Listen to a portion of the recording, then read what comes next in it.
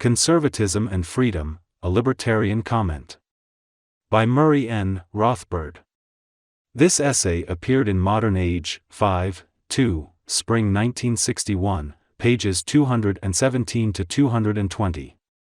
Modern Age is to be warmly congratulated for its articles on Conservatism and Freedom in the fall, 1960 issue.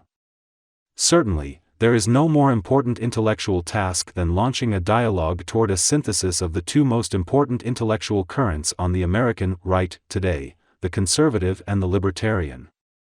Modern Age can make, and has begun to make, a notable contribution toward that dialogue. As a libertarian, I have been aware for some time of the importance, not only of converting authoritarian conservatives to the cause of freedom, but also of convincing the libertarians of the great importance of recognizing the existence of an objective moral order. As both Messrs. Meyer and Evans point out, there can be no truly moral choice unless that choice is made in freedom. Similarly, there can be no really firmly grounded and consistent defense of freedom unless that defense is rooted in moral principle. In concentrating on the ends of choice, the conservative, by neglecting the conditions of choice, loses that very morality of conduct with which he is so concerned. And the libertarian, by concentrating only on the means, or conditions, of choice and ignoring the ends, throws away an essential moral defense of his own position. I was particularly impressed by Frank Meyer's admirable article. I pass over reluctantly the temptation to quote extensively from his essay. I don't think there is anyone in the conservative camp who has as great an understanding of, or sympathy with, the libertarian, or classical liberal, tradition. In contrast to Mr. M. Stanton Evans, for example, who chides the libertarian for believing that liberty is the highest moral end for man, Meyer sees that the best libertarians have realized, with Lord Acton, that liberty is the highest political end, i.e., the highest end that is proper for government, the organized arm of coercion, to achieve.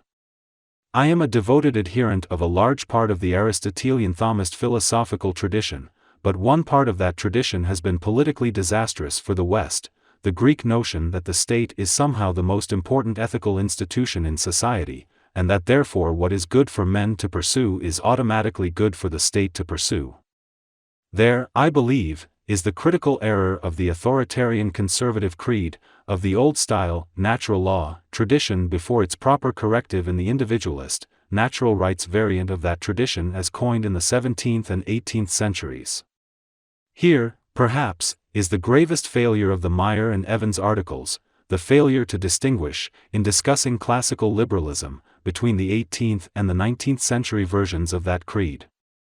Their strictures apply, and properly so, to the 19th century version, which, admittedly, is much more common today, Benthamite, utilitarian, even positivistic, a version particularly prevalent among neoclassical economists. It is this wing of liberalism that has been remiss in recognizing objective moral values. The older 17th and 18th century version, however, was quite different. It believed staunchly in an objective moral order of natural laws, discoverable by man's reason, and, as part of that moral order, it discovered the importance of individualism and the natural rights of person and property as the proper political end. It therefore worked, though often unwittingly, within the Thomist natural law tradition of the West, adding a full libertarianism to that tradition. Whether or not the older libertarians were Christians theologically, they were certainly Christians philosophically. Neither Meyer nor Evans, therefore, do proper justice to those libertarians of the Enlightenment who have, in a sense, already anticipated our dialogue and our synthesis. Aside from this general caveat, I have only a few minor criticisms of Mr. Meyer's article. Meyer recognizes the primacy of reason, and realizes that simple reliance on tradition is an impossible task. Because of the infinite number of historical traditions handed down to us, we must select and choose, and our only weapon in this selection is our reason. And yet, despite his basic recognition of the primacy of reason, Meyer leans too far over on the conservative side of this dialogue by emphasizing that reason must operate within tradition and not in any sort of ideological hubris, ignoring the accumulated wisdom of mankind. Now when Mr. Meyer recognizes that the conservatives must employ reason to select between true and false traditions, he has placed himself above and not within tradition, and necessarily so. A man cannot be within something, and yet judge it from all outside standard. Here I think Meyer has fallen for what is essentially a straw-man version of the libertarian, rationalist creed. Every intelligent rationalist recognizes the great value of studying past thinkers and past accumulations of knowledge, for no man is omniscient, and therefore it is an enormous time saver and gain in efficiency, knowledge and clarity, to build on the best writings of the past, instead of trying to spin out all the laws of the universe de novo, which is to act as a savage with no inherited record of civilization to help a man on his path to knowledge and wisdom, while modern historicists and relativists scoff at such accumulated wisdom. Certainly no genuine rationalist libertarian will do so. But to say this does not give up the supremacy of reason, quite the contrary.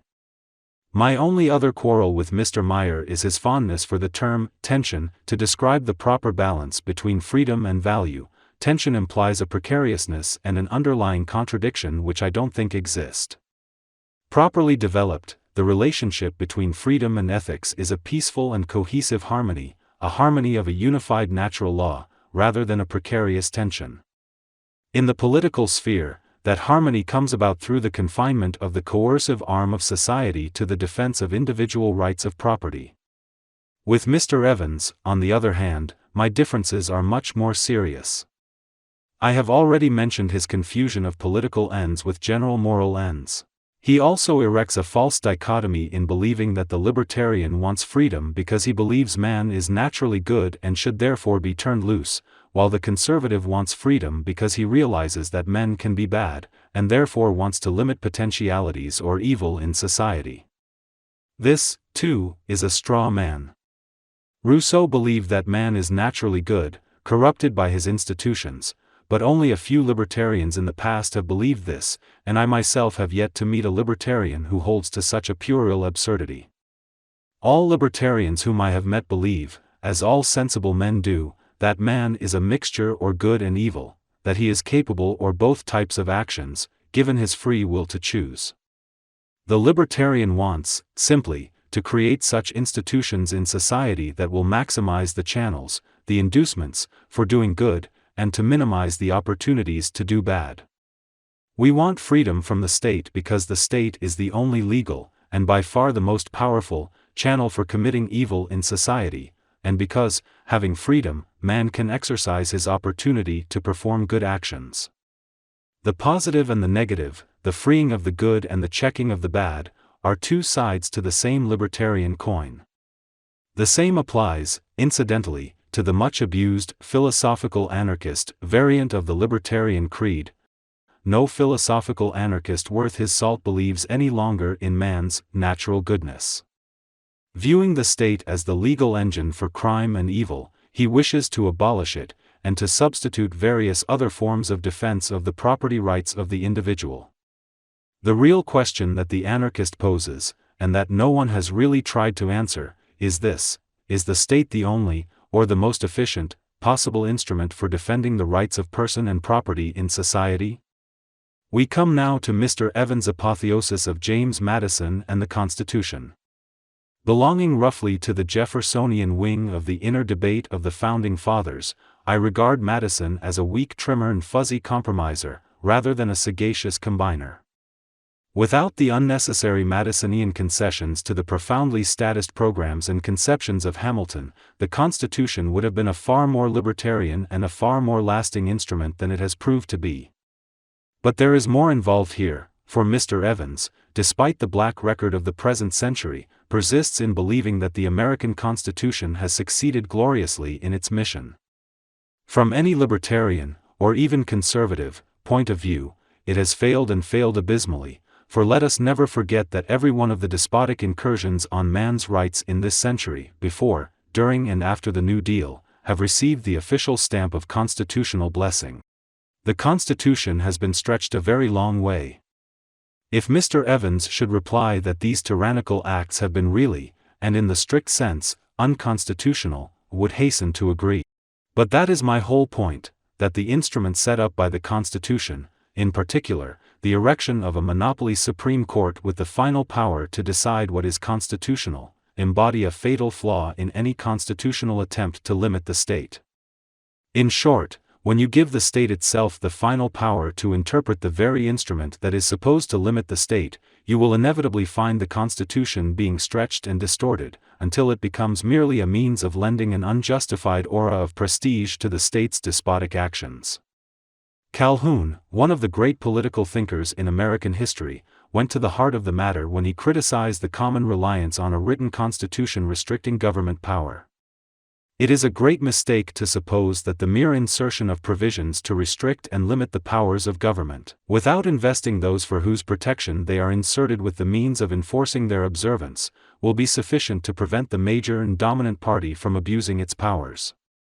Being the party in possession of the government, they will, from the same constitution of man which makes government necessary to protect society, be in favor of the powers granted by the Constitution and opposed to the restrictions intended to limit them.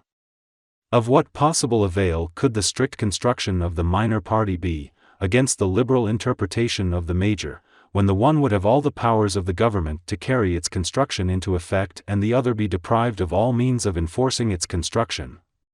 The Constitution, in short, was a noble attempt to solve the problem of restricting government to its proper sphere, but it was a noble attempt that failed, and therefore we must begin to search for more stringent and effective measures.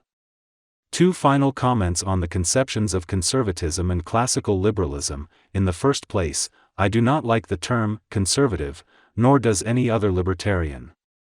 This term stands in the way of a constructive synthesis, for it implies not only the natural conservatism mentioned by Frank Meyer, the blind and tropistic defense of whatever status quo happens to exist, but also, more seriously, it carries with it the conservative position of the 19th century, when conservatism was born.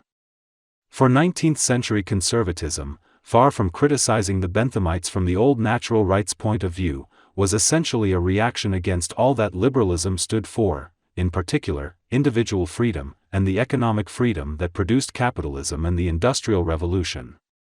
The Conservative Party of Prussia, the first effective conservative grouping, was expressly formed to defend the institution of serfdom threatened by the rising influence of freedom and free enterprise.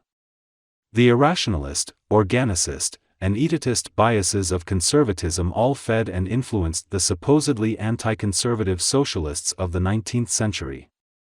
Even today, there is in the concept of conservatism an atmosphere redolent of throne and altar which has no place in any desirable, rightist synthesis. To put it bluntly and concretely, I would say to the conservatives, we libertarians will give up Bentham if you will give up the crown of St. Stephen. And, lastly, having indicated the neglected strengths of the classical liberal tradition, I must indicate some of the weaknesses of that tradition, even in its enormously superior 18th century version. The chief defects of Enlightenment liberalism, I believe, are these: an inordinate passion for democracy, and an inordinate hatred for institutional religion, particularly for the Roman Catholic Church. The true liberal should place foremost, in judging government, the policies that government pursues.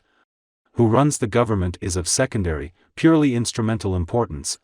Of course, all other things being equal, it would be nice to have democratic voting ratify libertarian policies, but this is of minor importance. Democracy is simply a process, and once elevated into an end in itself, it becomes a potentially mighty engine for mass tyranny and popular collectivism. Furthermore, democracy, by encouraging the idea of equal voting by all men, grants the vote before it is properly earned and therefore fosters an excessive and dangerous egalitarian tendency in society. The intense hatred of the Enlightenment for the Catholic Church was a tragic thing, for it severed, on both sides, two traditions which really had a great deal in common, and set these two mighty forces at almost permanent odds. This hatred pushed the Enlightenment liberals into numerous and grave anti-libertarian measures to oppress the Church: confiscation of church property, outlawing of monasteries and the Jesuit order, nationalization of the Church, and, perhaps the gravest of all, the erection of a system of public schools. For the establishment of public schools makes the grand concession, the concession that education of the young, one of the most important functions of society, is properly to be conducted by the coercive state. And if schools, why not other educational media, why not radio and television and newspapers, and why not, indeed, every other social good and service? The very existence of the public school, even if Americanism groups see to it that its textbooks are not tainted with socialism, cries aloud to its little charges the virtue and sanctity of government ownership and operation, and therefore, of socialism. The libertarian, then, in building upon the older classical liberal tradition, must not only abandon utilitarianism and positivism, he must also abandon that tendency toward a worship of democracy and an unreasoning hatred of Catholicism that led him, among other flaws, to the erection of a vast incubus of statism and tyranny, the public school. And in doing so, he will also take a long step forward toward that very synthesis of the right-wing Weltanschauung that we all recognize as so important in the present-day world.